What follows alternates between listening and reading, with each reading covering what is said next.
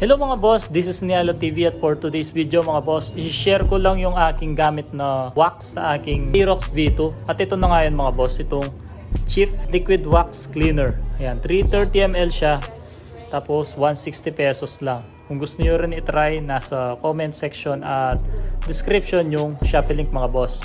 So pagkita ko lang sa inyo yung result, ito, kakatapos ko lang napahiran ng Liquid Wax Cleaner itong ating Aerox V2. So napakakintab niya mga boss. Kung meron din kayong Aerox V2 or V3 na glossy yung fairings mga boss, ito yung bagay na wax para sa inyo. Tapos mga boss, dito mapapansin nyo is di ko pa ito linagyan mga boss, kaya ganyan pa yung itsura. Tapos mapapansin nyo, ang dami na rin hairlines, no?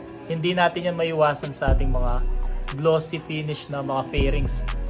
Ang laki ng difference, diba?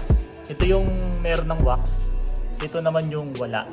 So lagyan natin to mga boss, papakita ko sa inyo kung ano yung magiging finished product niya. Let's go! Kapag pala bumili kayo nito mga boss, meron pala tong takip sa loob, no? Huwag nyo kalimutan na alisin. Kasi kapag i-open nyo to is ipipress nyo itong banda dito, ayan, para mag-open siya. Yan yung butas niya. Alisin nyo muna yung pinakatakip para maalis nyo tong plastic cover na to. Yan mga boss, kahit konti lang, goods na yon. Tapos syempre mga boss, gamit tayo ng basahan na malinis.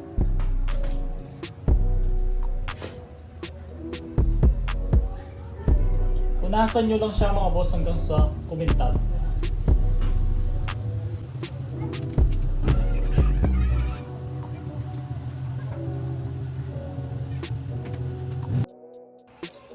Yan mga boss, ito na ang result. Diba? Napakakintab. Kumpara naman dun sa kanina. So napaka-perfect niyang gamitin sa ating mga glossy finish na fairings. Pwede ka manalamin sa sobrang kintab niya. Ayan. So ayan, inuulit ko, yung mga hairlines is visible na, no, sa ating glossy fairings. Ang kinaganda pa nito mga boss, kapag in-apply nyo ng liquid wax ang inyong Aerox glossy fairings is magiging protektado yan sa init ng araw or sa sunlight. Tapos ang kinaganda pa mga boss is hydrophobic pa yung wax na to. So try natin dito, may hawak kong tubig sa tabo, tapos buhusan natin kung mag-i-stay yung tubig or dudulas lang. Yan mga boss, so dumudulas lang mga boss. Yung amoy pala nitong ating liquid wax cleaner mga boss, mabango naman mga boss, pang sasakyan talaga siya. Hindi basta-basta magkakaroon ng acid rin yung kaha ng Aerox nyo mga boss kapag in-apply nyo nito. Ang isa pang benefits nito mga boss, ito rin yung ginagamit ko kapag minsan malabo yung lens ng aking side mirror. Pinapahiran ko nito tapos pinupunasan ko. Maalis yung para mga marks dito sa ating side mirror. Tulad nito, pinahiran ko yan mga boss. So, crystal clear na yung kanyang view. Wala nang mga dumi-dumi.